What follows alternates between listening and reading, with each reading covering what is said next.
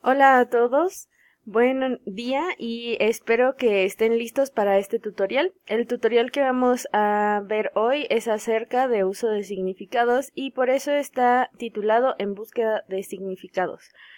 La idea de este tutorial es que ustedes aprendan a distinguir los elementos que tiene un diccionario, específicamente electrónico, pero también van a poder encontrar estos elementos en diccionarios físicos o de aplicaciones que tengan en sus celulares. Empecemos. Las partes de un diccionario. Es importante identificar que las partes de un diccionario son distintas y te dan distinto tipo de información. Por ejemplo, en esta sección tenemos la parte de pronunciación. En un diccionario físico que no tiene conexión a internet, lo único que va a aparecer son símbolos de pronunciación que puedes aprender a usar tomando tutoriales sobre esos símbolos o en el principio de los diccionarios generalmente viene una referencia de esos símbolos. Si tienes conexión a internet o posibilidad de hacerlo, puedes escucharlo. Aquí podemos ver que tiene la pronunciación US, que es American, y UK, que es británica. Bien, entonces esta es la parte de pronunciación. En esta otra parte podemos observar que nos da una información gramatical. ¿Ok? La información gramatical va a corresponder N a noun, que es un sustantivo, es el tipo de palabra al que corresponde esta palabra. Y en algunos casos, especialmente cuando es sustantivo, nos va a dar más información, como en este caso, que es contable. Ajá. Esto les va a ayudar a tomar decisiones para usarlo en una oración o cuando ustedes hablen. Hay diferentes tipos de palabras. Así que es importante ver que a veces una misma palabra va a tener diferentes tipos de palabra. A veces va a ser un sustantivo, pero también va a poder ser un verbo o un adjetivo. En esta sección tenemos la definición. En la definición nos va a dar a veces dos o más definiciones. Es importante consultar todas las definiciones para entender cuál es la que corresponde al contexto de nuestra lectura o de dónde está nuestra palabra.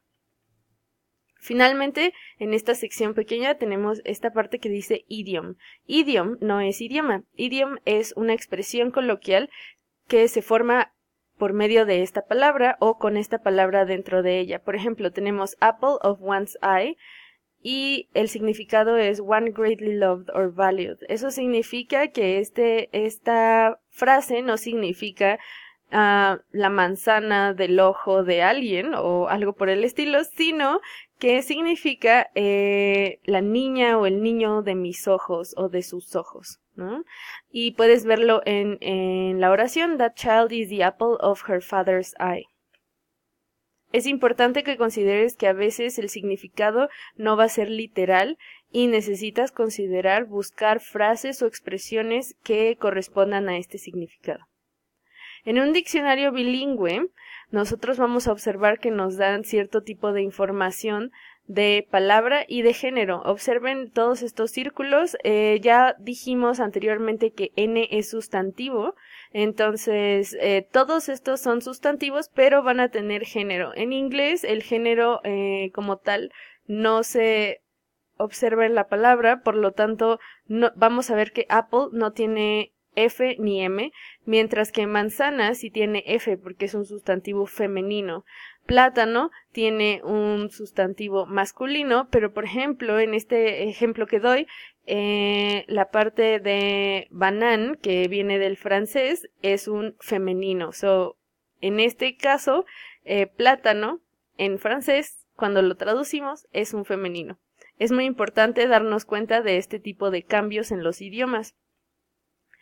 También darnos cuenta de las diferentes traducciones dependiendo del contexto, como mencionaba anteriormente. Entonces tenemos manzana, que puede ser fruto de manzano, esto está entre paréntesis, y se traduciría apple. Pero hay otras traducciones adicionales, como manzana, conjunto de edificios, que se traduciría como block. Esto es muy importante porque a veces nos quedamos con solo un significado de la palabra y es importante incluir más. Lo que decíamos acerca de los tipos de palabras. Los tipos de palabras son 8 específicamente, pero los más importantes en los que nos vamos a concentrar son noun, sustantivo. Los sustantivos pueden ser cosas, personas, lugares, conceptos abstractos, ¿ok? Los verbos, que son acciones, los adjetivos, que son descripciones, adverbios, que son descripciones de acciones. Los determiners son los artículos. En algunos casos estos están considerados como adjetivos, entonces por eso aquí te lo pone ligado al adjetivo. Los otros tipos de palabras son pronombres como he, she, it, we, you, they, esos son los básicos. Hay otros tipos de pronombres, así que pongan atención. Conjunctions, que son las palabras que ligan ideas. Interjections, que son las palabras que dan una idea por medio de una frase, como oh my god. Y preposiciones, que nos dan ideas de dónde están localizados ciertos elementos. También es importante esta parte de diferentes traducciones, ¿cierto? Entonces, ¿qué pasa cuando se ve similar, pero el significado es diferente? Observen esta oración. There are some ducks in the lake that duck their heads to search for food. ¿Cuál es la diferencia? Observen muy bien la posición de la oración, de cada una de las palabras en la oración. ¿Qué sucede en la primera parte? There are some ducks in the lake. ¿Qué serían ducks en esta primera parte? ¿Sería un adjetivo? ¿Sería un verbo? ¿O un sustantivo? Y luego tenemos that duck their heads to search for food. ¿Qué sería esta parte? ¿Cuál es la diferencia entre ambas palabras?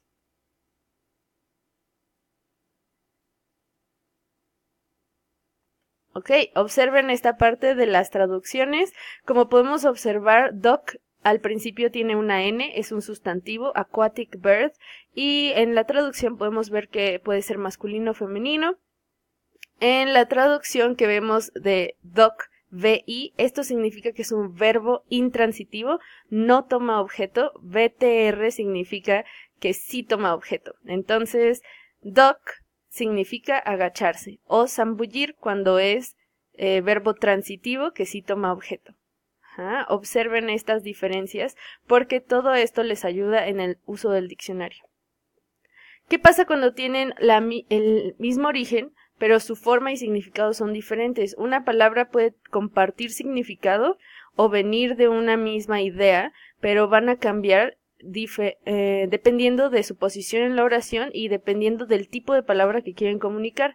This drawing is beautiful. He drew a house. Drawing a mandala is relaxing. ¿Cuál es la raíz de estas palabras? ¿Qué es el significado base? El significado base, por supuesto, es dibujar.